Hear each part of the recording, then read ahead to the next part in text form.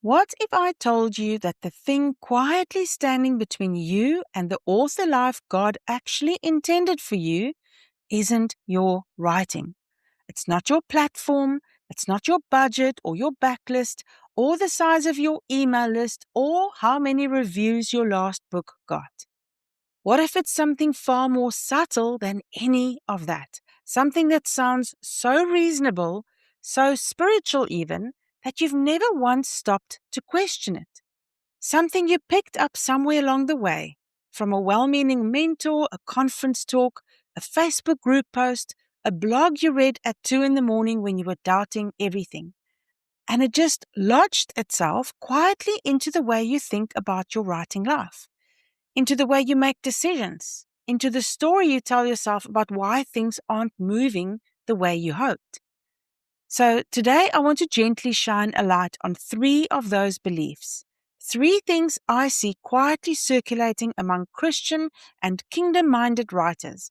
Writers with good hearts, genuine callings, and real God-given gifts that just might be getting in the way. And before we go any further, I want to say this clearly. I have personally believed every single one of these. Every one. So there is zero judgment here. Zero. This is just one author friend sitting across the table from another saying, hey, I recognize that. I lived there, and here's what I learned on the other side. This is the Anointed Scribe podcast.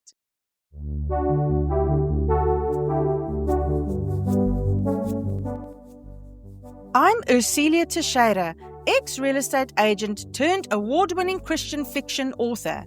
When I wrote my first novel on a bucket list whim, I had no idea it would spark a spiritual journey that would redefine my calling. But you know what, friend? Self-publishing wasn't easy. I got caught in the hustle, chasing rankings and sales while desperately trying to stay rooted in Christ. Now, by God's grace, I'm building my author business His way, and now He's called me to help you do the same. Welcome to the Anointed Scribe podcast, where faith meets business for Christian writers. Let's write, publish, and grow our author business God's way. Are you ready? Well, then let's get started. Hey, it's your author friend Ursilia, and welcome back to the show. I'm really glad you're here today, whether you are a regular, in which case thank you truly for showing up week after week. It means everything. Or whether this is your first episode, let me officially welcome you to the Anointed Scribe tribe. You're in good hands, friend, because this podcast exists for Christian and kingdom-minded writers who want to build their author life with God, not just for Him. And if you're not sure what the difference is, honestly, this is kind of what this whole episode is about today. So you are right on time, friend. Grab your coffee or your tea or whatever you've got going. I'm in Cape Town right now, so I'm basically oscillating between coffee and an ice cold drink because it's the peak of our summer here and the sun is hot and it's out. But whatever your preference, let's just have a real conversation today, because this episode is personal. It took me a while to sit down and actually write it out because I had to make sure I was coming at it from the right place, not from a let me tell you what you're doing wrong place, but more from a I wish someone had sat down with me and said this place. All right, so 3 myths. Let's go. Belief number 1. If God truly called me to write, He'll handle the success and He'll handle the sales. Let me tell you why this one is so easy to hold on to. It sounds exactly like faith. It sounds like trust. It sounds like the kind of beautiful, open-handed posture that every devotional and every Christian living book tells you to have, right? And at its root, at its very heart, it comes from something genuinely good, a desire to not be controlling, right? A desire to honor God with the outcome, a desire to hold your writing loosely and say, Lord, this is yours. I love that heart. I had that heart. I still want that heart. But here's where it quietly went sideways for me, and where I think it goes sideways for a lot of us. At some point, that beautiful open-handedness started to look less like surrender and more like stillness. For example, I would pray about my books genuinely and sincerely. I would pray and I'd ask God to bring the readers. I would trust Him with the outcome. And then I would wait and wait and wait and wonder why the doors weren't opening. And when things didn't move, my brain would go to one of two places. It would either go to, maybe I didn't hear God right, maybe I wasn't really called to this, or it would go to, I just need to pray more, to trust more, to wait more.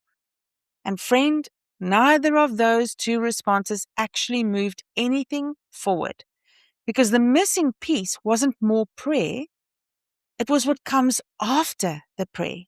I had to learn, and this was genuinely a process for me, the difference between passive waiting and active trust. Passive waiting says, I've given this to God, so I'll step back and see what happens.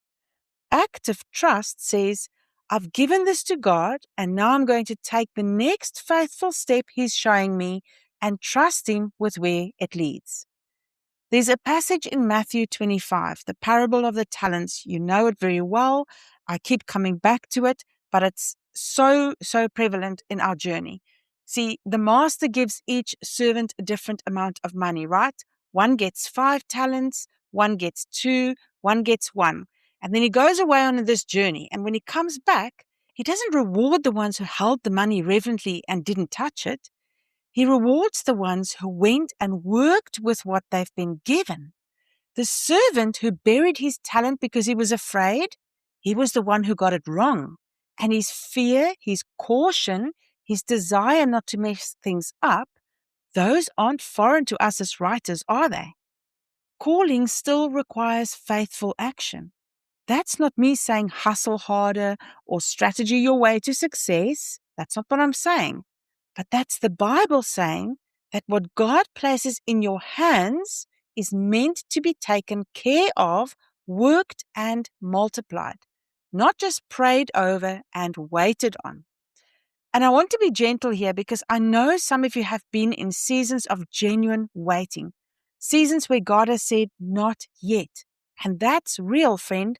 Obedient waiting, discerned waiting is absolutely a thing.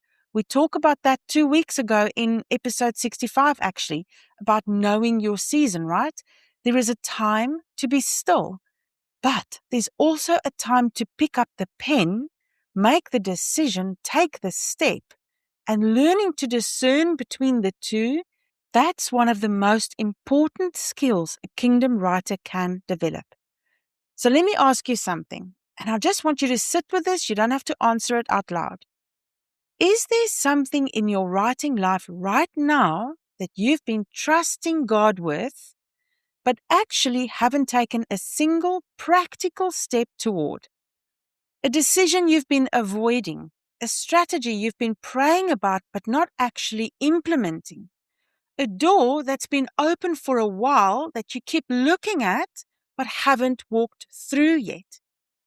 Because sometimes what we call faith is actually fear wearing a very convincing disguise. And that's not condemnation, friend. That's an invitation. An invitation to move from passive waiting into active, obedient, faithful participation in what God has already commissioned you to do.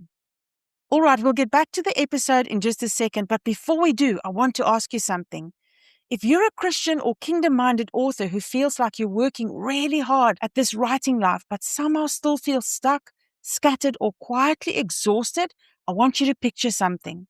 What if instead of white-knuckling your way through every launch, every marketing decision, every moment of self-doubt, you had a clear, God-grounding framework that helped you build your entire author business from a place of peace instead of pressure? What if you finally had clarity on exactly what's been getting in the way and a practical, spirit-led path forward? That's exactly what the Revive to Thrive way is designed to do. It's my program for Christian writers who are tired of trying to grow their author business from pressure, confusion, and second guessing.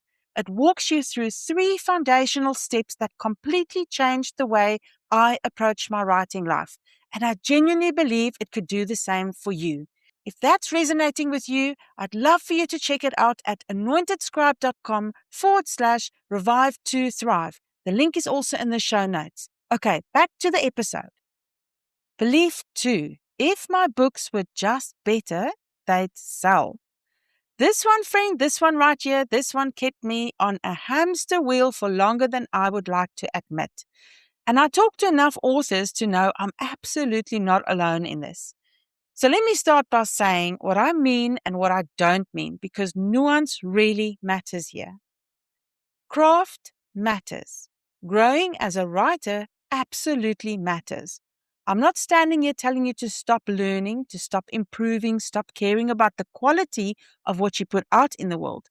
Your readers deserve your best, and your writing and your calling deserves your excellence. That is not up for debate. But there is a difference, a significant, important difference between growing your craft because you love the work and God is genuinely developing you as a writer, and chasing another craft course or putting your book through another round of rewrites because you've convinced yourself that craft is the problem when it might not be.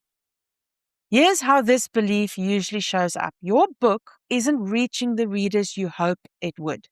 Sales are slower than expected, reviews are fewer than you imagined, and your brain, trying to make sense of the gap between where you are and where you want to be, lands on the most humble-sounding explanation it can find.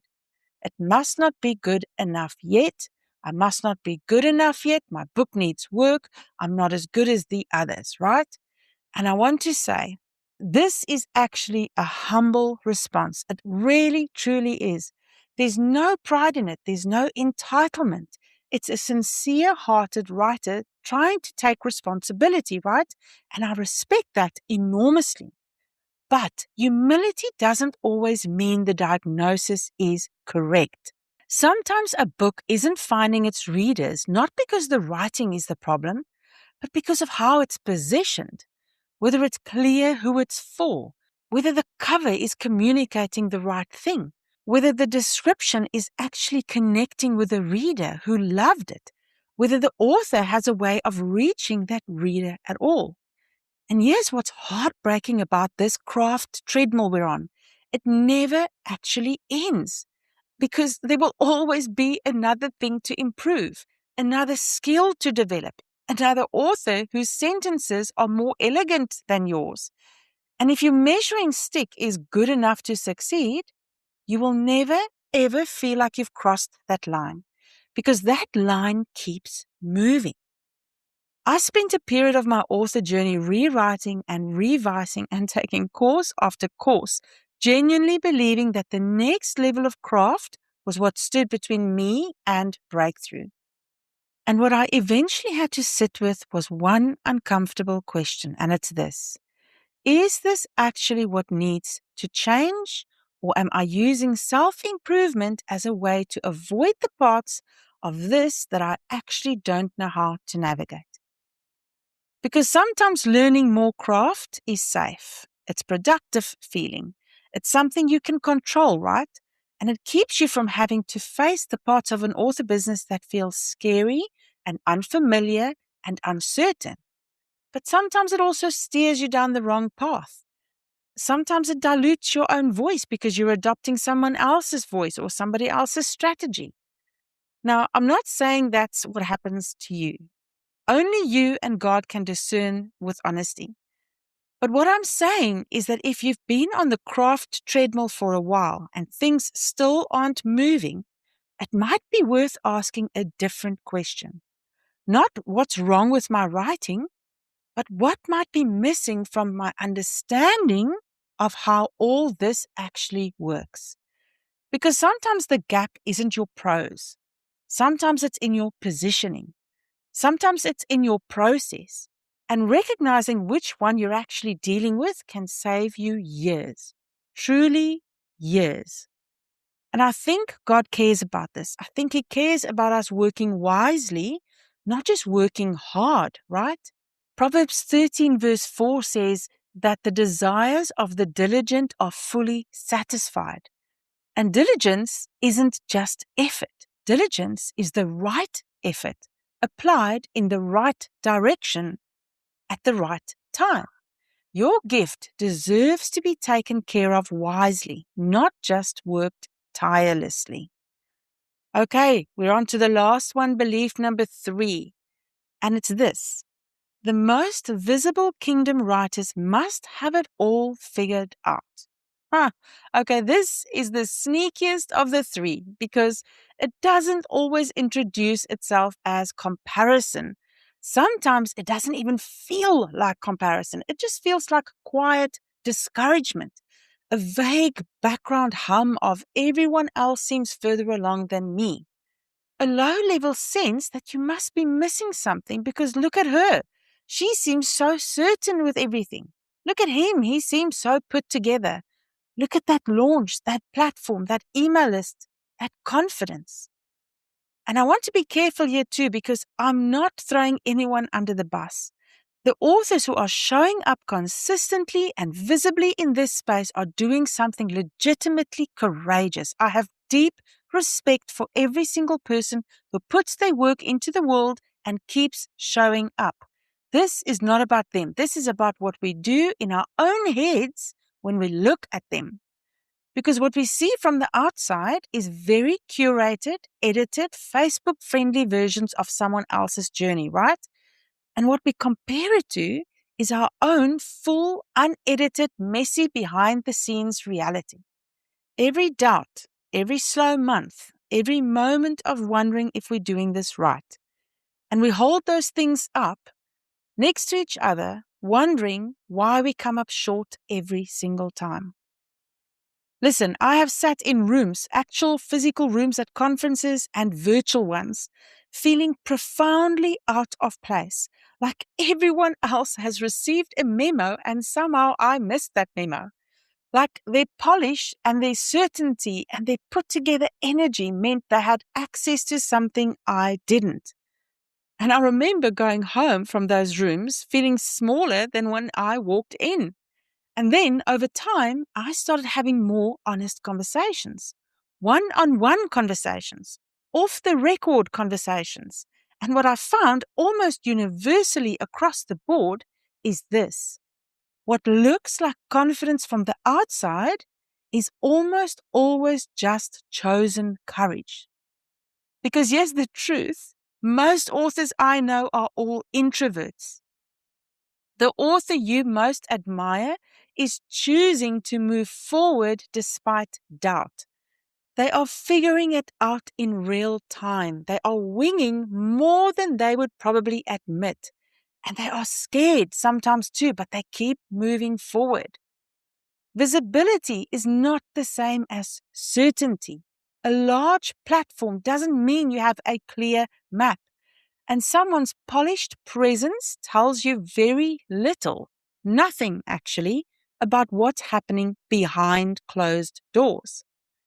Now, here's the theological piece of this that I think matters for us as kingdom writers. We serve a God who does not call the qualified. I've said that before, right in the beginning when I started this podcast. We serve a God who does not call the qualified. He qualifies the called. We established that beautifully a couple of weeks ago as well when we talked about Bezalel and Aholiab in Exodus. 2 ordinary men, no special credentials, no training, no reason on paper to be chosen. And God took them and filled them with exactly what the assignment required. Not in advance, not before the calling came, but in a response to it. So when you look at someone who seems further ahead and you think they must have something I don't, the truth is probably simpler and kinder than that.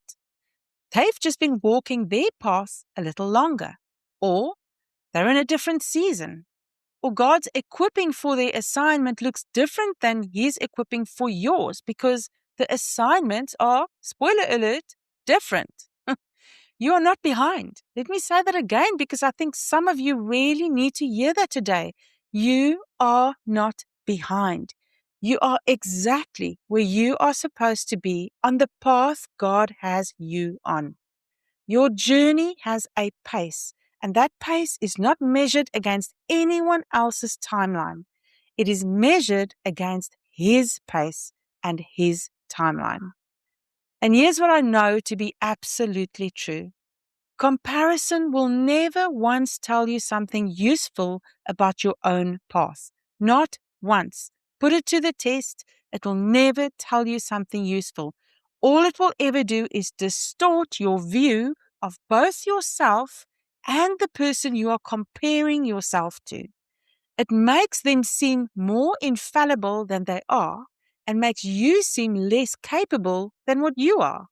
And neither of those things is real.